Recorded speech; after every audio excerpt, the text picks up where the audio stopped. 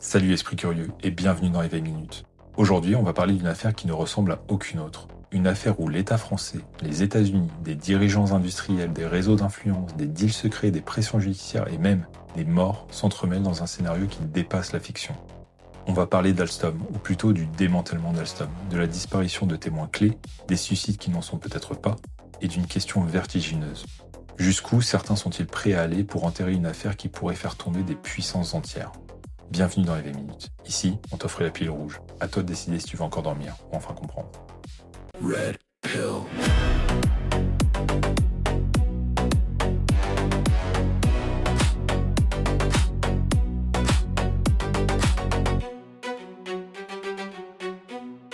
Red Pill. Comment un fleuron stratégique français a été démantelé et pourquoi ceux qui tentaient de dire la vérité ont fini par mourir. Alstom, c'est l'histoire d'un géant que l'on croyait indestructible, un empire technologique qui a donné à la France son indépendance énergétique, sa capacité à faire tourner son parc nucléaire, à propulser ses sous-marins et à alimenter ses villes. Pendant des décennies, Alstom a incarné ce que la France savait faire de mieux, des ingénieurs brillants, des innovations de rupture, des technologies critiques et une maîtrise industrielle qui faisait trembler les Américains, les Russes et les Chinois. On ne parle pas d'une entreprise importante, on parle de la clé de voûte de la puissance française. Mais ce que personne n'avait anticipé, c'est que le danger ne viendrait pas de la concurrence internationale. Il viendrait de l'intérieur, de choix politiques, de réseaux d'influence et d'une opération américaine menée dans l'ombre.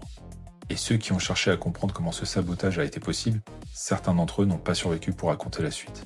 Et tout commence très loin, là où se joue souvent la géopolitique moderne, aux États-Unis. L'arrestation d'un cadre français par le FBI, c'est le premier acte d'une guerre économique qui va détruire Alstom. Avril 2013, Frédéric Pierucci descend de l'avion persuadé de rentrer d'un simple voyage professionnel. À sa descente, un comité d'accueil improbable. Des agents fédéraux armés, prêts depuis des heures. Le FBI l'arrête comme s'il s'agissait d'un terroriste. Et ce n'est pas une erreur, c'est une stratégie. Les États-Unis utilisent leur arme économique absolue, la FCPA, la loi extraterritoriale qui permet d'arrêter n'importe qui, n'importe où, dès qu'un contrat passe en dollars. Pierucci est jeté dans une prison de haute sécurité au milieu de criminels violents. Aucune date de sortie, aucun soutien de l'État français. C'est un choc psychologique calculé pour forcer Alstom à capituler. Pendant que Pierucci survit dans l'angoisse, General Electric entre discrètement en scène. Des discussions secrètes commencent avec Patrick Kron, le PDG d'Alstom, loin des caméras, loin de l'État, loin de toute transparence. Et lorsque Paris découvre tout ça, il est déjà piégé. Le ministre de l'économie découvre la vente d'Alstom dans la presse américaine. L'État français a perdu le contrôle. Imagine un pays où même le ministre de l'économie n'est pas informé de la vente de son fleuron stratégique. C'est exactement ce qui se passe. Montebourg interroge Patrick Kron pendant des mois. Avez-vous un projet de vente ? Toujours la même réponse. Aucun. Quelques semaines plus tard, Bloomberg révèle que General Electric négocie déjà la reprise d'Alstom Energy. Pour un ministre, c'est une humiliation. Pour un pays, c'est une alerte rouge. Montebourg comprend que tout lui échappe. Les négociations, les pressions américaines, les deals secrets et même la défense de la souveraineté industrielle française. Ce moment symbolise quelque chose de plus grave encore. L'État français n'était plus le maître du jeu. Il était devenu spectateur. Et quand il tente d'intervenir, il se heurte à un mur, à l'Élysée même.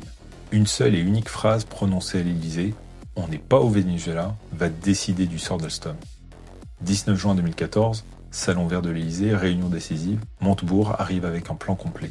Utiliser le veto stratégique, bloquer la vente, temporiser, organiser une riposte. Macron, alors secrétaire général adjoint de l'Élysée, met fin au débat en une phrase. On n'est pas au Venezuela. Traduction, pas de nationalisation temporaire, pas d'intervention de l'État, pas de bras de fer avec les Américains. François Hollande tranche, la France renonce. Quelques semaines plus tard, Montebourg est écarté. Macron devient le ministre de l'économie et c'est lui qui finalise la vente, 12 milliards d'euros, la plus grosse acquisition de l'histoire de General Electric. Mais la plus grande tromperie américaine reste à venir. General Electric promettait 1000 emplois. La France récoltera 5000 suppressions et un territoire ravagé. General Electric arrive comme un sauveur. 1000 emplois créés, investissement massif, avenir radieux pour Belfort. La réalité, une hémorragie. Les suppressions se multiplient. 4000 à 5000 emplois détruits, des ateliers démantelés, des machines transférées à l'étranger, des brevets aspirés par les États-Unis, des compétences perdues. Belfort devient un symbole national du saccage social. Les commerces ferment, les jeunes partent, les classes ferment les unes après les autres.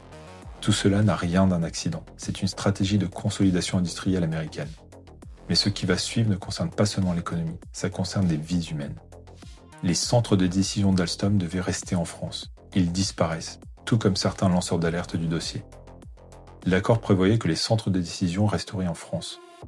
Dès l'année suivante, ils partent en Suisse et aux États-Unis. Les ingénieurs découvrent que les décisions stratégiques ne se prennent plus à Belfort ou à Paris, mais plutôt à Zurich ou au Connecticut.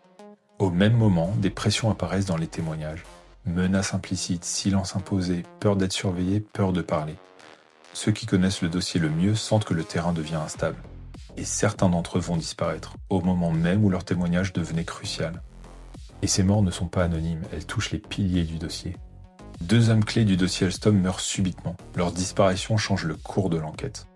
2 morts, 2 chocs, 2 voix réduites au silence. Olivier Marleix, député déterminé, lanceur de la commission d'enquête qui a révélé les liens explosifs entre banques, hauts fonctionnaires et multinationales. Il meurt brutalement. Sa famille ne croit pas à la version officielle. Éric Denessé, expert du renseignement économique, spécialiste du FCPA, l'un des rares à comprendre la mécanique américaine dans la moindre détail. Il meurt lui aussi. Là encore, une version officielle contestée. Et ces 2 morts arrivent au pire moment, juste lorsque la justice commence enfin à se saisir du dossier. Des magistrats le reconnaissent, le dossier vient de perdre 2 témoins clés. Et la suspicion va exploser dans tout le pays. Suicide ou élimination de témoins, la mort de 2 experts relance toutes les questions sur l'affaire Alstom. Les 2 décès sont qualifiés de suicide, mais rien ne colle. Pas de signe avant, pas de rupture majeure, pas d'éléments convaincants dans les dossiers. Des familles perplexes, des proches dans l'incompréhension. Pourquoi 2 hommes essentiels au dossier meurent-ils presque simultanément? Pourquoi ces morts arrivent-elles au moment même où le dossier pourrait déboucher sur un procès? Pourquoi aucune piste alternative n'est-elle étudiée sérieusement? Pourquoi la population entière, de droite, de gauche, apolitique, réagit-elle avec la même intuition? On ne nous dit pas tout. Et ce malaise ne se limite pas à ces 2 cas.